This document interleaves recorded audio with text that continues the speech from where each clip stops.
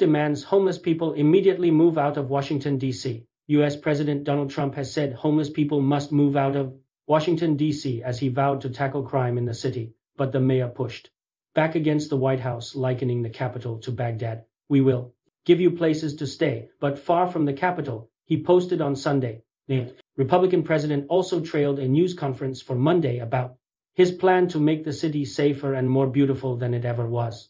Before, Mayor Muriel Bowser, a Democrat, said, "We are not experiencing a crime spike." Trump signed an order last month making it easier to arrest homeless people, and he last week ordered federal law enforcement into the streets of Washington, D.C. "The homeless have to move out immediately," Trump wrote on his social media site Truth Social on Sunday. "We will give you places to stay, but far from the capital. The criminals, you don't have to move out. We're going to put you in jail where you belong," alongside photos of tents and rubbish. He added, "There will be no Mr. Nice Guy. We want our capital back. Thank you for your attention to this matter."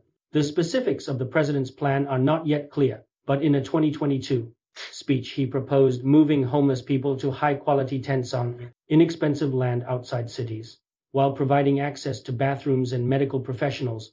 On Friday, Trump ordered federal agents, including from U.S. Park Police, the Drug Enforcement Administration, the FBI, and the U.S. Marshals Service, into Washington, D.C. to curb what he called totally out of control levels of crime. A White House official told National Public Radio that up to 450 federal officers were deployed on Saturday night. The move comes after a 19-year-old former employee of the Department of Government Efficiency DOJ was assaulted in an alleged attempted carjacking in Washington, D.C. Trump vented about that incident on social media, posting a photo of the bloodied victim. Mayor Bowser told MSNBC on Sunday, "It is true that we had a terrible spike in crime in 2023, but this is not 2023. We have spent over the last 2 years driving down violent crime in this city, driving it down to a 30-year low." She criticized White House Deputy Chief of Staff Stephen Miller for dubbing the U.S. Capitol more violent than Baghdad. "Any comparison to a war-torn country is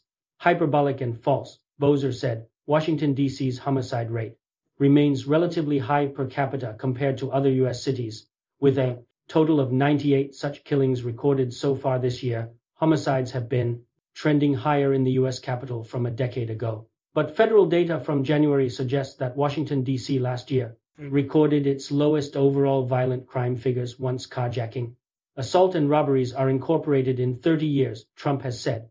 There will be a news conference at the White House on Monday to outline their plans to stop violent crime in the U.S. Capitol. In another post on Sunday, he said the event at 10 o'clock EDT, 14 o'clock GMT would address ending crime, murder, and death in the city, as well as its physical renovation. He described Bowser as a good person who has tried, adding that despite her efforts, crime continues to get worse and the city becomes dirtier and less attractive. Community Partnership, an organization that works to reduce homelessness in Washington, D.C., told Reuters news agency that the city of 700,000 residents had about 3,782 people homeless on any given night.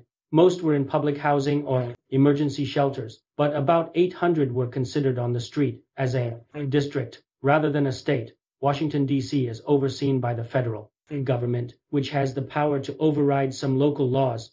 The president controls federal land and buildings in the city, although he would need Congress to assume federal control of the district. In recent days, he has threatened to take over the Washington, D.C. Metropolitan Police Department, which Bowser argued was not possible. "There are very specific things in our law that would allow the president to have more control over our police department," Bowser said. "None of those conditions exist in our city right now."